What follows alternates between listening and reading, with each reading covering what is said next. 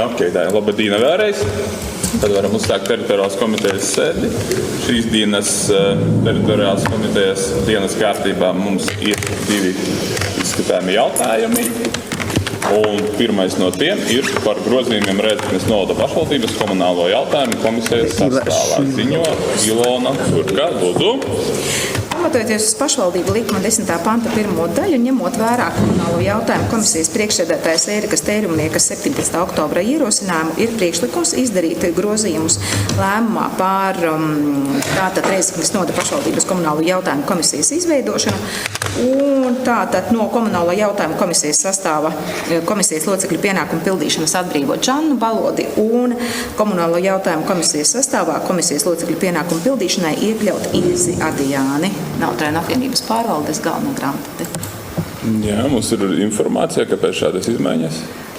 Tāpēc, ka Žanna ir pamainījusi darba vietu, viņa tagad strādā Maltas apvienības pārvaldē par vietnieku, jā. Jā, labi. Saistībā ar darba tiesisko attiecību izmaiņām. Labi, vai ir vēl kādi jautājumi? Ja jautājumu nav, tad aicināšu balsot.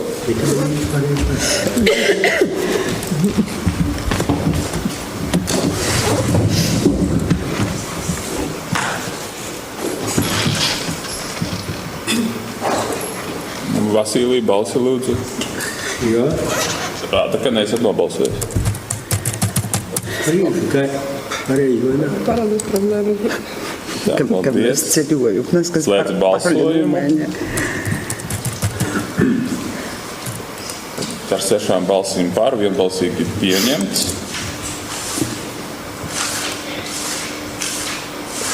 Un mums tad nākošais otrais jautājums par atzinības izteikšanu Latvijas Republikas proklamēšanas 6. gada dienā.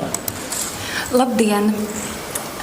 Tātad, pamatojoties uz pašvaldību likuma 10. panta 1. daļu, Rēzeknes novada pašvaldības noteikumiem nr. 23 par apbalvojumiem Rēzeknes novada pašvaldībā 5. un 14. punktu, ņemot vērā Rēzeknes novada domes apbalvošanas komisijas 2024. gada 16. oktobra priekšlikumu, aicinu atbalstīt Rēzeknes novada pašvaldības augstākā apbalvojuma atzinības raksta piešķiršanu 15 personām 6 nominācijās un arī pateicības raksta piešķiršanu 6 personām.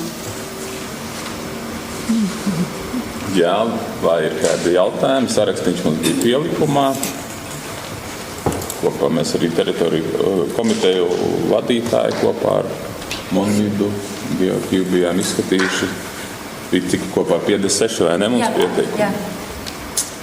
Un tātad sarakstīns ir pielikumā redzams visiem. Vai ir jautājumi? Es balsojumā nepiedalīšos. Balsojumā Eja mums nepiedalās. За tīrvisībai podvaldē vai nav nīc pārdevistī 3 gadus? Jā, nebija. Ok. Tātad tas precizēs, ka pēdējo gadu arī nominanti nav bijuši pieteikti, jā, un izvirzīti atkārtot, ja tā var secēt. Eja nepiedalās balsojumā. Pārējos kolēģis lūdzu aicinu balsot.